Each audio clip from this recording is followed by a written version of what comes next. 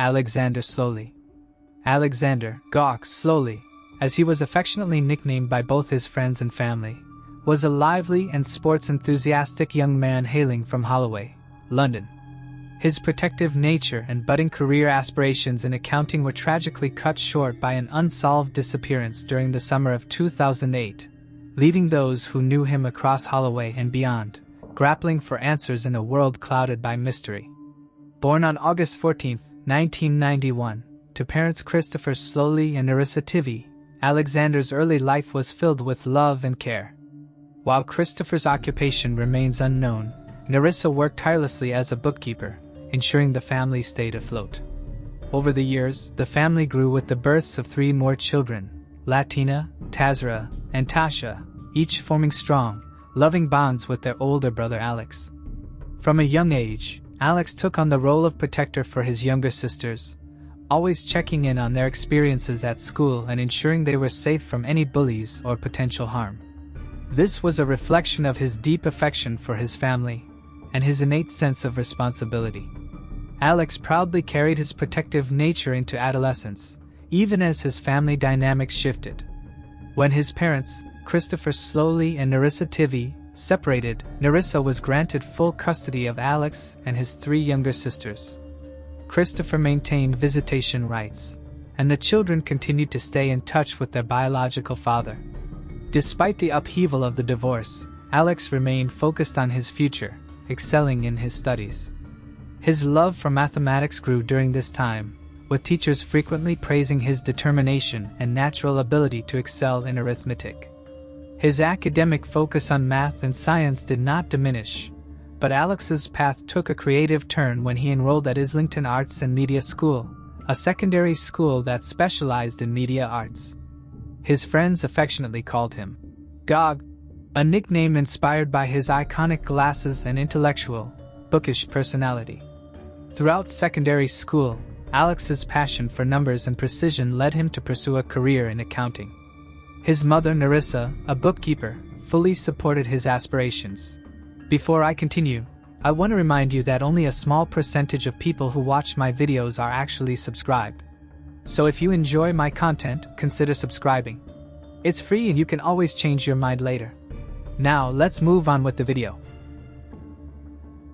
In order to hone his skills and embark on his professional journey, Alex enrolled at City and Islington College to engage in coursework directly related to accounting. Alex was steadily shaping his future with the support of his family and friends, fueled by a deep passion to make his dreams come true. When he wasn't buried in his studies or attending class, Alex was an avid sports fan, with football being his particular favorite. This love for the game likely grew during his time at Islington Arts and Media School, where they had a partnership with Arsenal FC. Alex's interests also extended to food, with a notable fondness for Caribbean cuisine. His friends and family fondly remembered his obsession with dishes like fried plantains, dumplings, and specialty porridges that his mother, Nerissa, would sometimes prepare. As he grew older, Alex developed a strong sense of personal style and hygiene, which became a defining feature of his personality by the age of 16. His mother and sisters could always count on him to be well-groomed and impeccably dressed, often seen in his Sunday best when the occasion called for it. Everything in Alex's life seemed to be falling into place, and it appeared that he was on track for a bright future. Alex was excelling academically and on track to achieve his goals, feeling comfortable in his own skin. But just as everything seemed to be falling into place, tragedy struck in the form of a sudden and alarming disappearance in the midday hours of August 2008. One of the most challenging aspects of Alex Slowly's case is the lack of a clear timeline, with conflicting information being made public regarding his exact disappearance. The following is a timeline constructed based on available details. In early 2008, Alex was reportedly seen driving a vehicle that did not belong to him in North London. During this drive, he was pulled over by the Metropolitan Police and issued a citation for driving underage. At the end of the stop, he was informed that he would have to appear in court later that year. However, there is some debate as to whether this traffic violation was the reason for his court appearance, as conflicting reports have surfaced. Nonetheless, A court appointment for Alex was set for either the spring or summer of 2008. Fast forward to Friday, August 1st of that year, when reports suggest that Alex's last known activities were actually on July 10th or 11th. We will follow the August timeline, which is more generally accepted as the correct time frame. On August 1st, 2008, at some point during the day, Alex leaves his home in the Thane Villas suburb of Islington, just a block away from the bustling intersection of Holloway and Seven Sisters Road. He says goodbye to his mother and sisters, not knowing it will be the last time. As Alex walks out of the house, he leaves most of his belongings behind, including extra cash and his passport. The only item he takes with him is his mobile phone. The day continues, and Alex travels across North London from Islington to Edmonton to visit a friend and spend time there in the evening. As night falls, Alex remains at his friend's house, deciding to stay the night despite not having any change of clothes with him. He plans to return to Islington the following day. On the morning of Saturday, August 2nd, 2008, Alex wakes up still at his friend's house in Edmonton. He informs his anonymous friends that he intends to leave for Islington later that day so he can be home in time for his birthday celebrations, as his birthday is just 2 days away. A few hours later, around noon, Alex leaves his friend's house and begins his journey home under the harsh midday sun. This is the last confirmed sighting of Alexander Slowly. When Alex doesn't return home to Thane Villas that night, his mother, Nerissa, begins to worry. She contacts Alex's friend, who states that he hasn't seen Alex since he left earlier that day and assumes Alex must have made it home by then. Within the next 24 hours, Nerissa reports her son as missing to the Metropolitan Police. During their initial report, authorities ask Nerissa about the possibility of Alex running away. She reassures them that she never suspected such behavior from her son, describing him as well-mannered, passionate, and with no reason to leave. She also mentions that she has no concerns about Alex being involved with gangs, drugs, or anything nefarious, noting that his only negative behavior was the occasional teenage tantrum. The police then dispatch officers to search for Alex in the following days of early August. They interview those closest to the now 17-year-old accounting students and comb through the surrounding suburbs of North London, but find nothing of note. It doesn't take long for the entire investigation to go cold at the end of 2008 without any leads or suspects to announce, at least to the insight of the public. Alex's case stays quiet until September of 2009, over a year since he was reported missing. Police get wind of a potential sighting by an anonymous witness near Ilford, a small town in East London. They follow up with the reports, but never confirm if the sighting is legitimate or if it happened at all. A month later, in October of 2009, a charity in the UK called Missing People team up with the supermarkets chain Iceland to bring awareness to Alex's case. They create a small missing persons poster with Alex's photo and information on it, and print it on over 13,500,000 milk cartons. It is one of the first circumstances of milk cartons featuring a victim of a disappearance in the UK, greatly inspired by the same practice that took fire in the United States in the mid-1980s. Nearly 6 years later, in July of 2015, during an interview regarding the case of her missing son, Nerissa shows shock when she learns there were reportedly multiple sightings of Alex in the Greater London area since the first in September of 2009. Nerissa says that the police have been mostly uncommunicative with her, and she had only met with them a handful of times since filing a report in August of 2008. Another couple of years passed by without any new information surfacing until September of 2017, when recently retired head of the Metropolitan Police's Central Images Unit, Mick Neville, publicly spouts a theory about a potential connection between the case of Alex Slowly and the much more discussed case of Andrew Gosden. The comments reignite a brief interest in Alex's case, but they don't bring forth any new leads. The most recent development in the investigation comes in September of 2019, 2 full years after Neville's comments. This time, Metropolitan Police reveal an electronic facial identification technique, also called an e-fit simulation of Alex's face. Should he still be alive in the present day?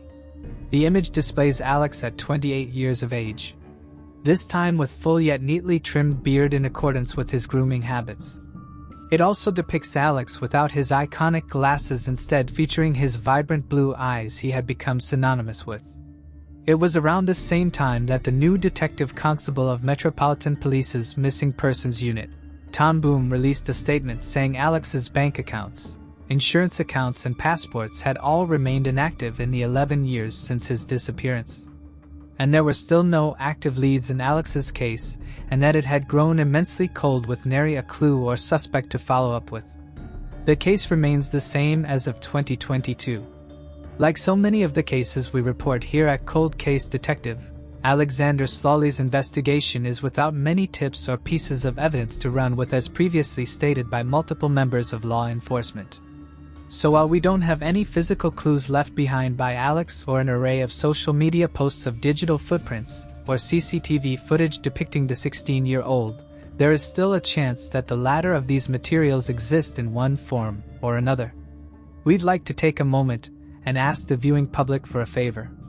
If you or anyone you know are around the Greater London area, specifically in North London between the towns of Edmonton and Islington, or used King's Cross to travel through England on or in the following days of July 11th or August 2nd, 2008, check every record you have in the off chance you might have a piece of vital information that could lead to the whereabouts of Alex Slawley.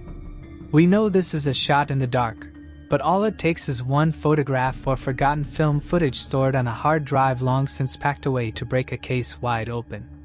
Unfortunately, most businesses and government buildings don't retain CCTV catalogs dating back more than a few days, let alone a decade, due to a lack of storage.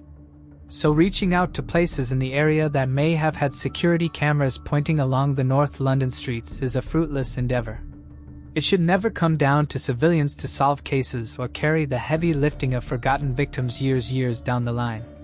But with how little information we have as a public due to the constraints of official investigators, this is the best shots we all have to give. If you do happen to find anything of importance in your own media files by some miraculous chance, call or text the number 116,000 or call Crime Stoppers UK at 0800 555 111. One call could change the lives of many, and at the very least one life in particular. As we've said multiple times, the lack of information on Alex's case makes drawing up detailed theories next to impossible, as even conjecture is difficult when there simply aren't enough details available in a missing persons case. That said, we will do our best to build up the most plausible possibilities to where Alex ended up. The first and most sensible theory is that Alex ran away from home, whether it was to start a new life or simply to get away from the one he was currently living. This theory is easy to argue against, with most of the evidence we do have suggesting Alex had no plans to leave the Thane villas for good. For instance, Alex left all of his belongings back in his bedroom in Islington. He didn't even bring a change of clothes with him to his friend's house, most likely a sign that his plan wasn't even to spend the night in Edmonton in the first place. Of course, Alex was also a teenage boy, and he simply could have forgotten to pack clothes or felt he didn't need them. Many of us have slept in the clothes we wore at unexpected sleepovers with friends in our teenage years. So it's most likely just a coincidence. People also point to the fact that Alex didn't bring any money with him, nor were his insurance or bank accounts touched after August 2nd, 2008. Again, just because someone runs away doesn't mean they bring every penny they possess along with them. A lot of folks who leave without notice do so without a plan, let alone money. In addition, if someone wanted to run away, they wouldn't want to leave a paper or digital trail in the first place. People often point to an unused cell phone or untapped bank account as proof someone didn't go missing of their own accord. But wouldn't that be intentional if someone didn't want to be found? It could fit either arguments, but is circumstantial at the very most.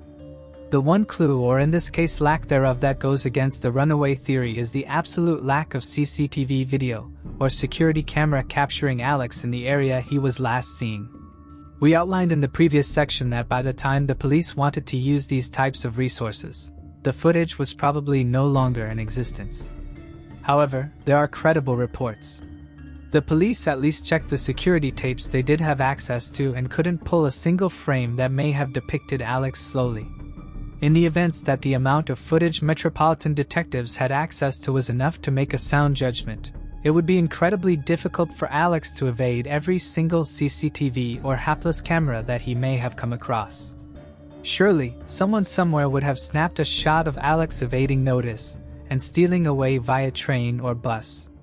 While it's not a certainty that Alex couldn't avoid any and all detection, it just simply isn't likely given his youth and the local circumstances. Another theory involved in the investigation is the idea that Alex's friend has something to do with his disappearance, or at least knows exactly where Alex went in the hours leading up to noon on that fateful Saturday in 2008. To this day, the name and identity of the friend in question has not been released. This could be for two reasons. The first is that law enforcement is withholding key pieces of evidence in the investigation to deter outside influences interrupting an angle they're taking. The second is that the friend has requested privacy and has already been cleared of any suspicion in the eyes of authorities. Metropolitan Police have said on numerous occasions they have no suspects or leads. So unless they are again lying to protect the investigation, the first reason doesn't make sense. It's more likely the friend was telling the truth and after an interview or two was no longer a vital part to the case and has since remained anonymous for the protection of himself and his family. However, because we don't have a clear reasoning, it does leave room to wonder how much that friend actually knows. If anything, they would have incredible insight into Alex's behavior in the 24 hours leading up to the disappearance. He would know better than anyone if Alex was disturbed or acting differently. We could also consider the possibility that something transpired between Alex and his friend the night Alex stayed over. Perhaps the two had an argument, or found themselves in some trouble, with only one managing to escape. Fearing retaliation, the friend might have remained silent, leaving Alex's fate a mystery. While this theory cannot be entirely ruled out, we can reasonably assume that if anything significant had happened between the two boys during the 24 hours leading up to Alex's disappearance, the friend's parents or guardians would have been aware of it and interviewed by law enforcement. Even if the parents were unaware of any mischief the boys might have caused, any violent incident in or around Edmonton that night, or early the following morning would likely have been reported by someone else, prompting the police to investigate further. However, ruling out this theory relies heavily on trusting the authorities. Although many detectives and officers successfully resolve disappearances and crimes, there have been instances where critical information was withheld from Alex's own mother. For example, potential eyewitness sightings were not shared with her. Even if these sightings were quickly debunked, a grieving mother of a missing child should still have been informed of them. It makes the detectives handling the case look quite peculiar. Other people may discount the theory that Alex's friend was somehow involved due to Nerissa's explanation that Alex was a good student, hung out with well-mannered friends, and wasn't a part of the gang or drug scene. While it may be more pleasant to think of Alex as his mother saw him, the fact of the matter is many teenagers carry themselves one way in front of their parents, and another in front of their friends. This is not to insinuate Alex led a troubled second life or was a badly behaved teenager when adults weren't looking, but it is possible he could have found himself in a negative situation with his friends at the complete ignorance of the people who cared for him. Of course, if this is the case, it is vital that those who knew Alex on a personal level beyond his immediate family come forward with information. We are optimistic that if Alex was truly into something he shouldn't have been, a friend would have come forward, but it is no guarantee. Plus, Alex might have involved himself with something not even his best friends knew, and therefore not even theories that his friend was somewhat responsible does us any good to conjecture about. The most believable theory in the case of Alex Slowly is that somewhere on his journey from Edmonton, he was kidnapped and taken against his will by someone or a group of perpetrators unbeknownst to us.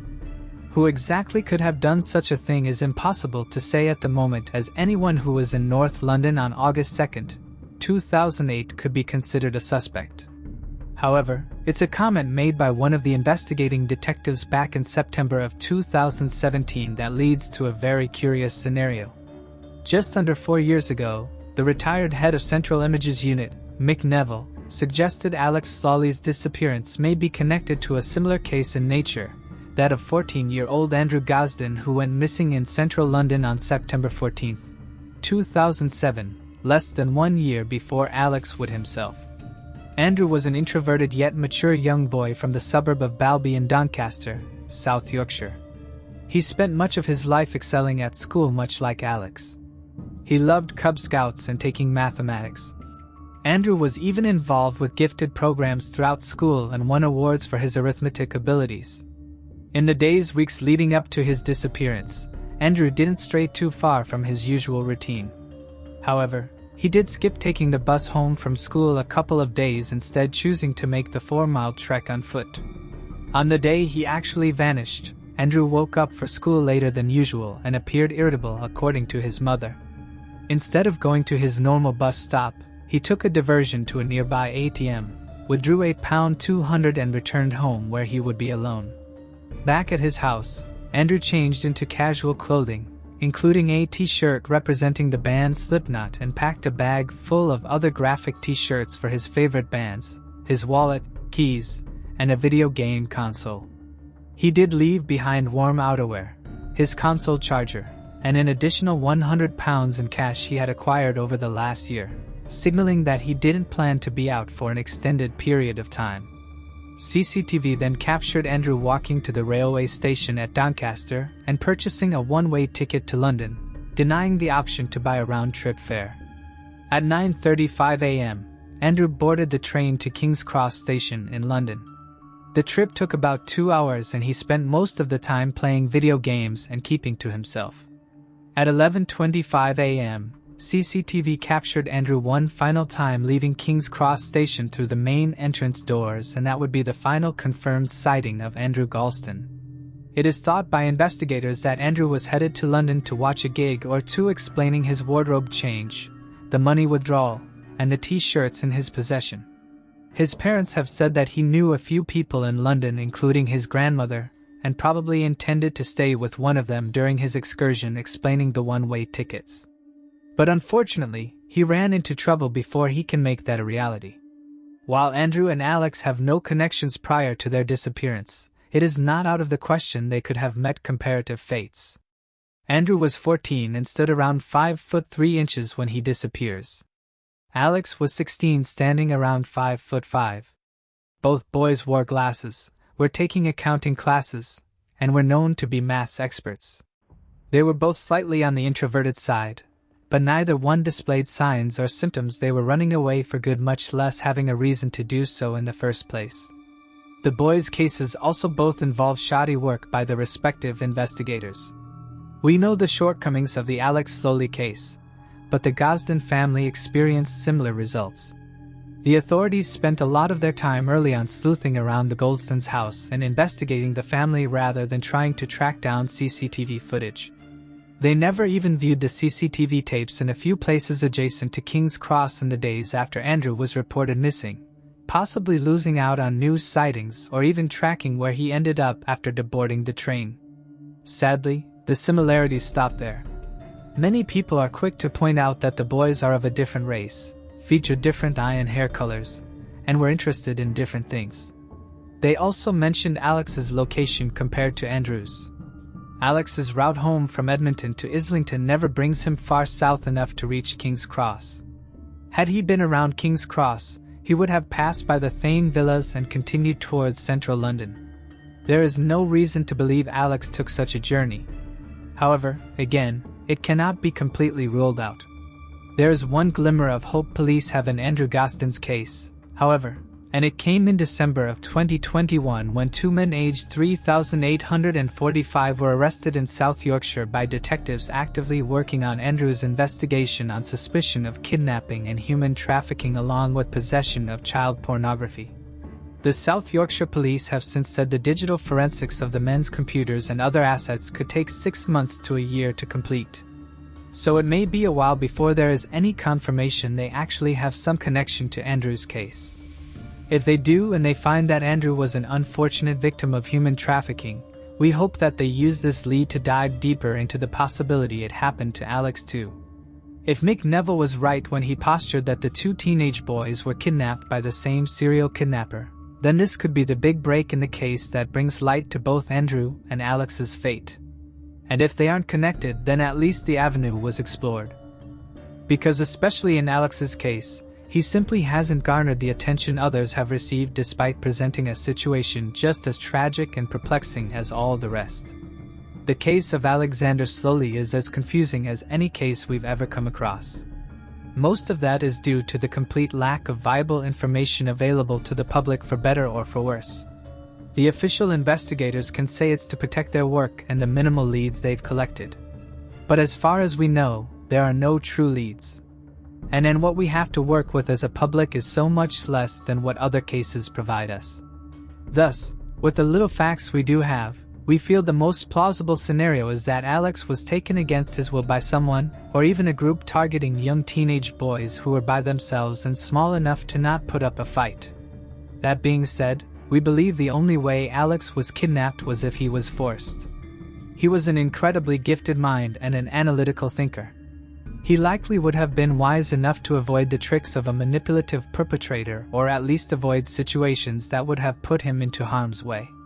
It is not out of the realm of possibility Alex was enticed into a car or van by someone offering him a ride home, but it would go against the grain of Alex's past actions and protective, thoughtful demeanor. Was Alex taken by the same people who potentially took Andrew Godson?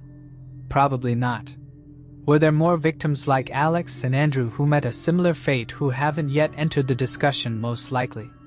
Is there someone out there who knows more than they're letting on? Absolutely. That does not completely dismiss the possibility that Alex left on his own, either to start a new life or to find a secluded place to end the one he was living. There aren't many clear signs pointing to this conclusion, but sometimes there doesn't need to be. Not everyone who chooses to end their life makes it known beforehand. Regardless, it's our mission to bring Alex's story into the light, amplifying whatever chances remain of bringing him home. If nothing else, may his fate be uncovered and closure be brought to his mother and sisters, who continue to pray for his return and the reunion of their family. Sadly, Alex's father, Christopher, passed away in 2014 without ever knowing what happened to his son. Alex was one of the brightest students in his class, a promising accountant in the making, destined to leave a positive mark on the world, adding to all the other positive impacts he had already made. He was a guide and a source of wisdom for his sisters, a shoulder to lean on when there was no one else around. He was full of life in the company of friends and poured unwavering passion into everything he loved. Though Alex Slowly may be without a known location, he is certainly not without his energetic personality, his boundless compassion, and a soul meant for great things. It's up to us to ensure those great things don't disappear into the dark forever. One day, they may come back into focus, and the world will once again see Alex Slowly, alive and well, no longer a mystery but perhaps a miracle. Moving on to the next case. Amarjeet Singh Chohan. Amarjeet Singh Chohan, born on March 5, 1957, in Punjab, India, moved to the UK in the early 1980s seeking a better life and financial stability. There, he founded Jumbo Freight Services, an import and distribution company, which helped him accumulate wealth. He married in the 1980s, but the marriage ended in the early 1990s. In the mid-1990s, Amarjeet was sentenced to 3 years in prison for tax evasion. After serving 18 months, he was released and promised to make improvements in his life. He started a new company, Zebra Freight Services, located near Heathrow Airport. In 2000, Amarjeet met Nancy, who was 21 years old at the time. Despite their significant age gap, they married. Within just 3 years, Amarjeet's business prospered, generating an annual turnover of £4,500,000. By 2003, Amarjeet and Nancy had 2 children, a 1.5-year-old son named Devinder, and a 2-month-old son named Ravinder. In January 2003, Nancy's mother, Charnajit Kaur, traveled from India to England to help her daughter care for her 2 sons. In late February 2003, Nancy's brother, Ankar Varma, who lived in New Zealand, stopped receiving calls from his sister. The two had always shared a strong bond and spoke weekly, so it struck Ankar as odd when the calls ceased. His concern grew after their last conversation on February 14th, when Nancy mentioned that Amarjeet hadn't returned home the previous day, and his phone was switched off. Nancy grew increasingly worried and called Amarjeet's company. She was told that he had an urgent meeting and had flown to the Netherlands. This response seemed odd to Nancy because Amarjeet always informed her if he was traveling for work or meetings. Additionally, it was impossible for him to be in the Netherlands since his passport was with the UK government for a recent residency permit application. Eventually, Nancy received a voice message from Amarjeet, saying he would be home soon. However, she found this message unusual, as Amarjeet typically left messages in Punjabi, but this one was in English. After Onkar was unable to reach his sister, he contacted Scotland Yard. The police visited the Chohan home, finding it empty with no signs of a struggle. However, personal belongings such as clothes, suitcases, children's toys, and feeding bottles were all left behind.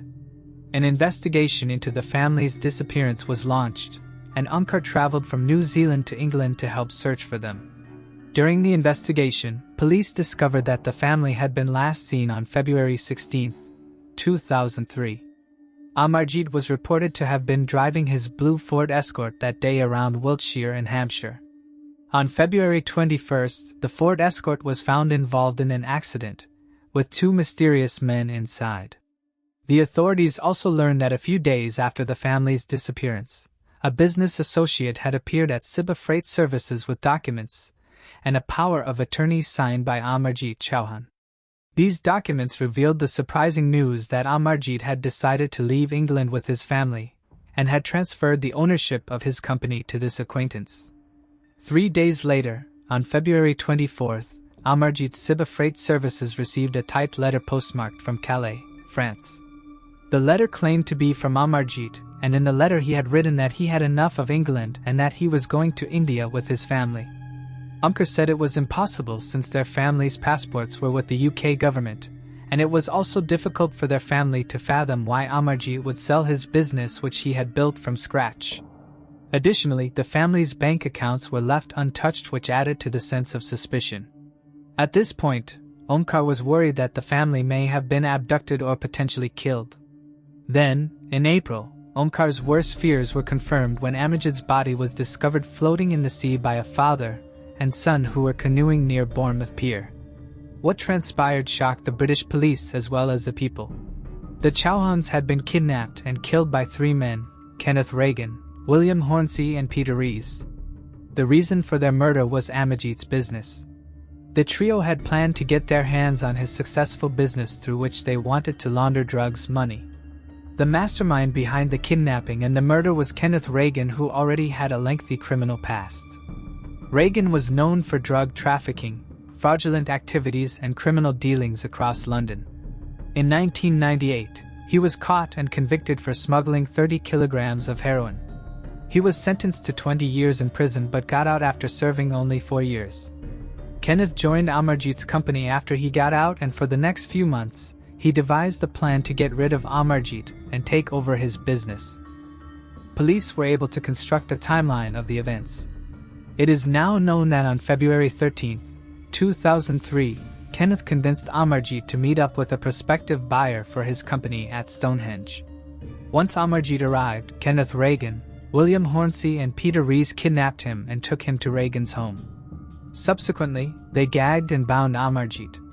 They then tortured and threatened him into signing blank papers. Kenneth then later wrote on the blank papers that Amarjeet had handed over the company to him. Amarjeet was kept alive for the next few days. Kenneth soon realized that he needed to get rid of Amarjeet's family as well in order to support the story that Amarjeet left the country. Kenneth and his accomplices then kidnapped and murdered Nancy, her mother Charnajit, and the 2 children Lavinder and Ravinder. After murdering the family, Kenneth showed up at the Siwa Freight Services carrying the signed letters and power of attorney granting him the control over the company. Although the staff had their doubts, they had no choice but to comply since the letters had been signed by their boss. Moreover, the staff knew Amarjeet had been in prison for tax evasion in the past, making Kenneth's story not too far-fetched. At first, the killers had buried the bodies on a 50-acre farm estate owned by a woman named Belinda Brevin. Kenneth had met Belinda after he got out of prison in 1998. Belinda at the time was looking for a job and Kenneth hired her at the Siba Freight Services. Belinda had no idea they had buried the bodies at her estate. She had seen two men, Kenneth and William, digging in her field. However, they had told her they were searching for drainage. Belinda did not think much of it at the time. On April 19th, fearing that the police might find out about the burial site, Reagan decided to move the bodies from the farm and dumped it in the sea. Amajid's body, his wife Nancy's body, and Nancy's mother, Charnajit's body would be found in the next few months. However, the bodies of the children have never been found. Although the killers had cleaned up their tracks, one piece of evidence led authorities to help convict the killers. When Amarjit's body was found, police discovered a letter inside one of his socks. The letter was addressed to Reagan on February 12th. Police believed that Amarjit, suspecting that he was going to be killed, decided to use the letter to give the police a clue about his killer. Although the contents of the letter have never been made public, authorities revealed that it contained sufficient information to link Kenneth Reagan to the murders. Upon conducting a forensic examination of Reagan's home, the police found it to be unusually clean, with brand new carpets and furniture. However, they did uncover a single drop of blood, which was believed to belong to one of the Chohan children, further implicating Reagan in their deaths. The letter discovered in Amarjit's socks, which transferred the ownership of Siba Freight Services to Reagan, along with the killer's actions on Belinda's farm, led to the arrest of Kenneth Reagan, William Hornsey, and Peter Rees. They were charged with the murders of the Chohan family. Kenneth and William were convicted of the murders of all 5 family members and sentenced to life in prison, while Peter Rees was convicted only for Amarjit's murder and sentenced to 23 years in prison. Moving on to the next case. Billy Feigner. On October 27, 1985, a man and his son were exploring a plot of land in Parker County, Texas, when they stumbled upon human remains in a field. The remains had been exposed by animals, and investigators speculated that the grave had been disturbed a year earlier. After following up on several leads and missing person reports, they determined that the remains belonged to a male, aged between 14 and 20, with predominantly European ancestry. The Tarrant County Medical Examiner's Lab confirmed these findings. In 2018, Parabon Nanolabs was enlisted to assist with the identification process. They extracted DNA from the remains, using it to predict the individual's hair color and some facial features. A composite image was created based on this information and shared widely, but no one came forward to identify the man. In 2019, further DNA testing helped Parabon Nanolabs connect with potential family members, though the search was complicated by the fact that someone in the family had been adopted. Eventually, they believed they had identified the man's parents. They then went to the University of North Texas to do DNA tests on her parents. After more testing, they were able to confirm that a man is 22-year-old Billy Feigner. His parents told investigators how Billy went to work in California back in 1985, and they never heard from him again. This led investigators to California because they wanted to know what happened to Billy. There they learned that Billy worked with another man by the name of Forrest Ethington. A pair of them would steal coins. At one point, Billy decided to go solo, but he was caught. Forrest was worried that Billy would rat him out, and he decided to take the life of Billy. A surprising amount of people knew about this, and that is how investigators learned about all of this. In 2020, when police felt that they had enough evidence to charge Forrest Effingham with taking Billy's life, they also learned that Forrest passed away just a month earlier due to a heart attack in a prison. The investigators are still unclear as to why Forrest and Billy was in Texas and not California. But other than that, they believe the case is solved after so many years. This is the only picture of Billy, since all the other photos of him were destroyed during Hurricane Katrina. I am exceedingly proud of our investigators and the agencies which assisted us in solving this case. Several law enforcement agencies joined resources to close this case and bring the family some sort of closure regarding their son. Moving on to the next case.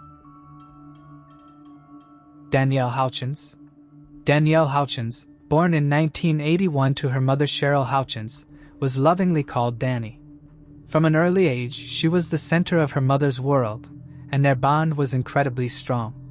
On September 21, 1996, 15-year-old Danielle left her home in Belgrade, Montana, planning to spend the day fishing at Cameron Bridge Fishing Access, a favorite spot she often visited. It was meant to be a peaceful and solitary retreat, just another quiet day by the water. But what started as a simple outing turned into a chilling mystery when Danielle failed to come home. Later that day, searchers found her truck parked near the fishing access point. The vehicle was unlocked, with no immediate signs of a struggle. However, there was no sign of Danielle. As hours passed and daylight began to fade, the search efforts grew more frantic, fueled by mounting concerns for her well-being. Tragically, those concerns were confirmed when Danielle's lifeless body was discovered several hours later, face down in shallow water not far from where her truck was found. The evidence of assault was unmistakable, and the circumstances of her death were both brutal and devastating. Her attacker had cruelly forced her head into the marshy ground, suffocating her as she choked on the mud. Investigators worked to piece together the events leading to her tragic end, but one haunting question remained: who was responsible for taking Danielle Houchens' life? For nearly 28 years, the mystery surrounding Danielle's death remained unsolved. Though the case had gone cold, the sheriff's office refused to let it fade into obscurity. In 2019, they reopened the investigation, hopeful that advances in forensic science could finally provide answers. Preserved evidence from Danielle's case was sent to a cutting-edge forensic lab in California for meticulous analysis. The DNA was then compared against the FBI's CODIS database, but no matches were identified. While this outcome was disheartening, investigators remained determined in their quest for justice. They turned to a groundbreaking technique: genetic genealogy. With a court order, they accessed extensive DNA databases, hoping to find a connection that CODIS had missed. This innovative approach proved successful, leading them to Paul Hutchinson, a 55-year-old man living in Dillon, Montana. In July 2024, investigators visited Hutchinson at his home and confronted him with questions about Danielle's case. The encounter was fraught with tension, and Hutchinson's nervous, erratic behavior only fueled suspicions. His demeanor suggested he was concealing something far darker than anticipated.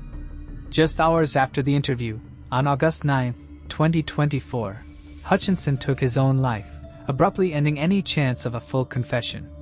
Despite his sudden death, the case was far from over. Not long after, forensic analysts confirmed that the DNA evidence from Danielle's case was a definitive match to Paul Hutchinson. While this long-awaited breakthrough brought a sense of relief, it was accompanied by profound sorrow. Hutchinson's family, unaware of his past, was left shattered by the revelation. A long-time employee of the Bureau of Land Management, Hutchinson had been married for 22 years and was the father of two, a daughter in her early 20s and a younger son.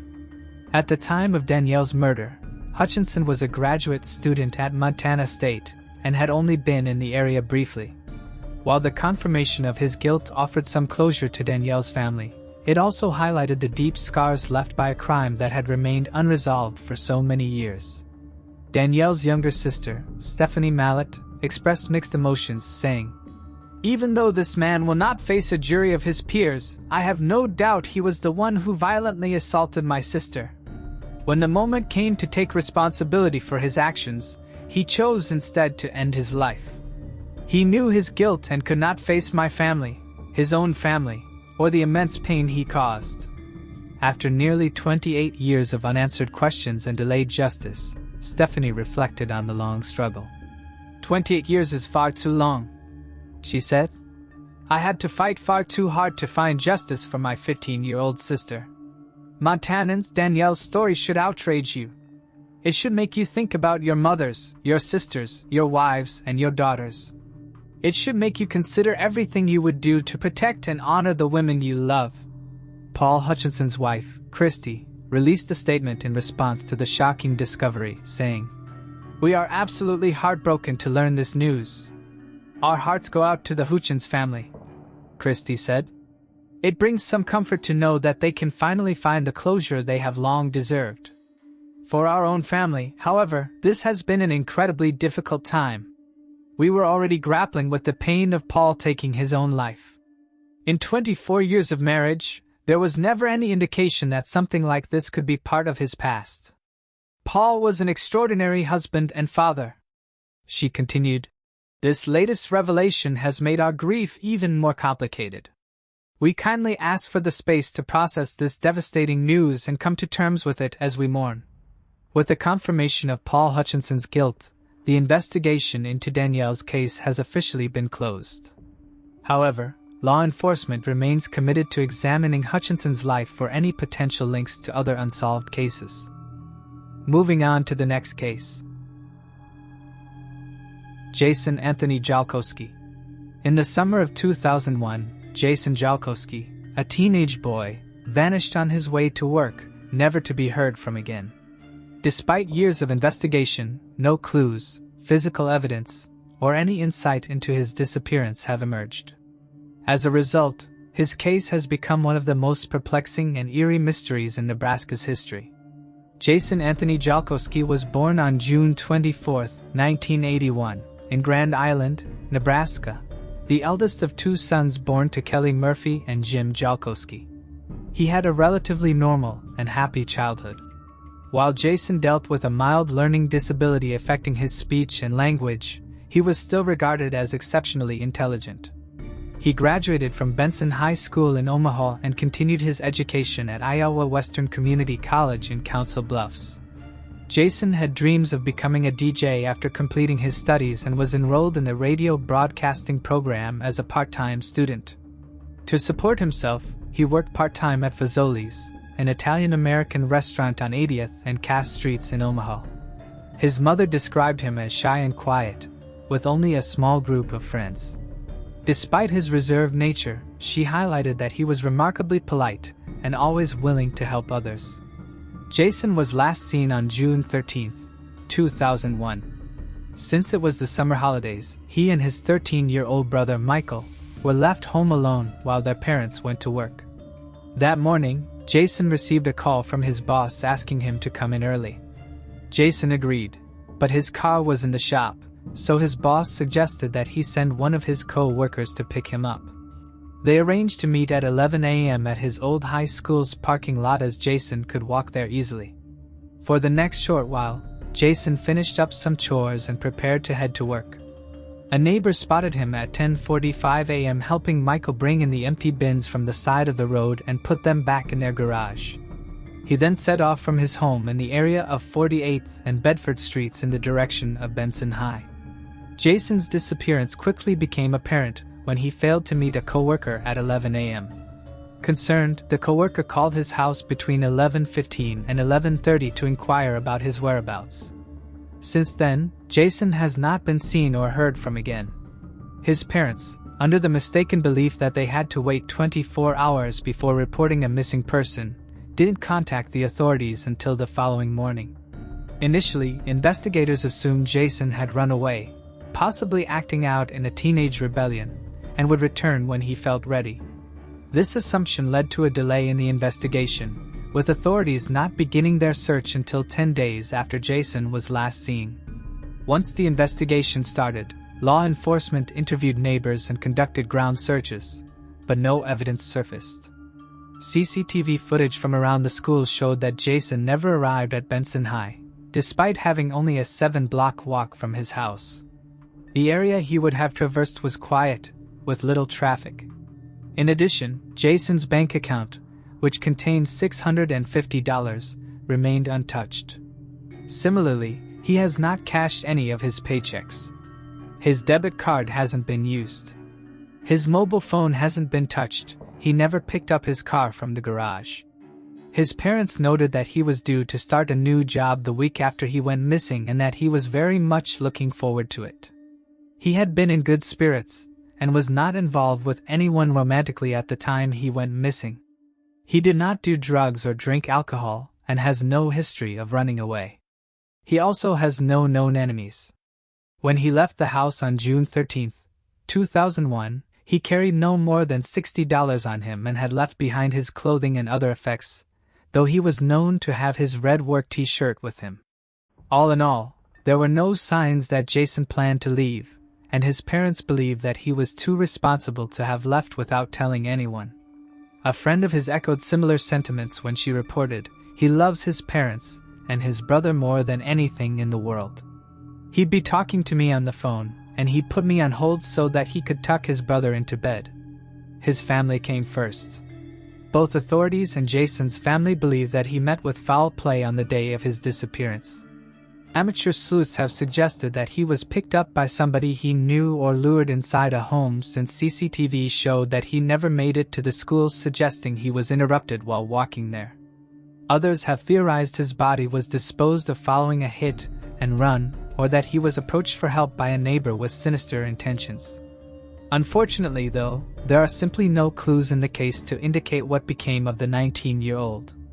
In 2007, Jason's mother quoted an unnamed police sergeant who called the disappearance the most baffling case he has seen in 30 years. Jason's parents, Jim and Kelly, created a non-profit organization named Project Jason in the aftermath of their son's disappearance. The organization aims to provide assistance to the families of the missing. Similarly, they lobbied for Jason's Law, which was passed by the Nebraska legislature in 2005. The law birthed the creation of a statewide database for missing people. Kelly later received a Volunteer for Victims Award in 2010 and the Nebraska Governor's Points of Light Award in 2014, both in recognition for the work she has done to help support the families of missing people. As of 2024, Jason's case remains open and is still being investigated by Omaha PD, but there have been no new leads in the last 23 years. Friends and family marked the 20th anniversary of his disappearance in 2021 by gathering at a park. Kelly stated, "Unfortunately, with this mark, I will not have had him more years than I had him in my life, since he disappeared at the age of 19. He was almost 20, but he was 19. That's hard to fathom. 20 years. That's 2 decades. She recalled one of the last times she spent time with him when they had supper with the rest of the family. "We didn't really have a name for it, but it was a kind of who laughs first game. You'd say one word, usually something silly, and the goal was to see who would start laughing first. He always lost, as we knew he had a tendency to start giggling." 19-year-old Jason was last seen on June 13, 2001, when he left his home near 48th and Bedford Streets in Omaha, Nebraska. He is described as a white male with brown hair and brown eyes, standing 6 feet 1 inch tall and weighing 160 pounds at the time of his disappearance. When last seen, he was wearing a white Chicago Cubs or Sammy Sosa t-shirt, a blue or black Chicago Cubs baseball cap, black dress trousers, and black dress shoes. He was also carrying his red work t-shirt. His speech and language disability may have made him seem more vulnerable than he was, and he was known by the nickname JJ. If Jason is still alive, he would be 43 this year. Anyone with information about his disappearance is urged to contact the Omaha Police Department at 402-444-5657. Moving on to the next case. Kathy Ornette Hicks. In 1982, 25-year-old Kathy Ornette Hicks lived in Atlanta, Georgia, where she worked for Delta Airlines. In September, she traveled to Hawaii for a company softball tournament and was staying at the Awakai Hotel. Kathy was last seen by her coworkers at 1:30 a.m. on September 19th. Kathy was seen with a man named Tommy, and according to her coworkers, the two took an elevator ride from the 24th floor to the hotel lobby.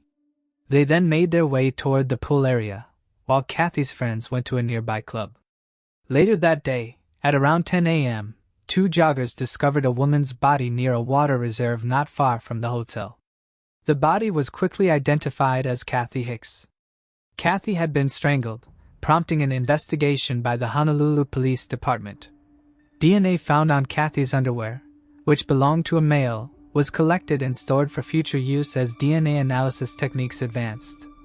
Additionally, a sketch was created based on witness descriptions of the man Kathy was last seen with. A co-worker of Kathy also told investigators that the man said he was a Navy sailor and had been in Hawaii for about 2 years, and that he was a native of Tuskegee, Alabama, and lived in Jacksonville, Florida before moving to Hawaii. No witnesses to the crime came forward and police did not find any other useful leads, so the case went cold. Then in 2019, the solving of an entirely different cold case would lead to the suspect in Kathy's case. Investigators tested DNA found at the crime scene of Pamela Chohan and found that 61-year-old Thomas Lewis Garner is responsible for taking her life. Thereafter, in 2021, they found that his DNA also matched the DNA found on Kathy Hicks' underwear. Thomas worked as a dental hygienist in Jacksonville, Florida. He was also a veteran. In June of 2021, he was given a life sentence for what he did to Pamela, and investigators are sure he'll soon be convicted for taking Kathy's life. Attorney Megan Cowell said that it is vital that he should be prosecuted even though he was already sentenced to life in prison. It's justice for the victim and the victim's family. Bringing a prosecution on behalf of the victim's family often makes you feel like justice has prevailed. Let's say, for example, the Florida Supreme Court overrules the conviction for some reason and dismisses the case. Now, if the government doesn't bring this case against the same suspect, the suspect will be let out into the community, and could and probably would reoffend. DNA is extremely helpful because we can rely on the science. So now we can identify the perpetrator, we can prosecute the perpetrator and hopefully convict the perpetrator. I'm sure many of you also now want to hear more about the Pamela Caines case. So here it is in a nutshell. Pamela grew up in Stillwater, Minnesota. In 1984, 25-year-old Pamela enlisted in the Navy. In May of that year, she left behind her family and flew across the country to Orlando, Florida to begin training at the Orlando Naval Training Center. Sadly, Pamela never had the chance to see her dreams come true.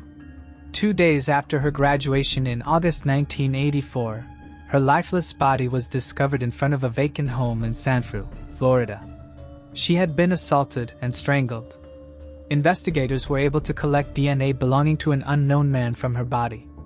In 2000 and 2005, investigators unsuccessfully attempted to find a DNA match to Pamela's attacker. In 2015, investigators finally got a break. DNA from Pamela's clothing was submitted to a private forensic genealogy service. Investigators were able to access DNA profiles of individuals who submitted their DNA to genealogy websites. They found a match to a distant relative of Pamela's attacker. Investigators began to build a family tree that would eventually lead them to Thomas Garner, as we already know. Investigators had to make sure they had the right guy, so they then collected a cigarette that he had smoked. The DNA samples collected were a match to the skin found under Pamela's fingernails. Her family was relieved and overjoyed when investigators informed them of the arrest and subsequent conviction of the perpetrator. Moving on to the next case. Melissa Jean Allen Avila. In 1987, a 19-year-old woman found herself pregnant, a life-changing event that is typically filled with joy but was shrouded in ambiguity. Little is known about her circumstances during this time, leaving critical questions unanswered. Was the pregnancy the result of a relationship, or were there more complex and troubling factors involved? The absence of information only deepened the air of mystery and sorrow surrounding what was to come. In October 1987, a man searching through a dumpster for recyclables behind a business on the 5400 block of La Sierra Avenue in Riverside, California, made a chilling discovery. Among the refuse lay the lifeless body of a newborn baby girl. The Riverside County Coroner's Office quickly concluded that the baby's life had been deliberately taken. Despite their relentless efforts, detectives from the Riverside Police Department reached a dead end.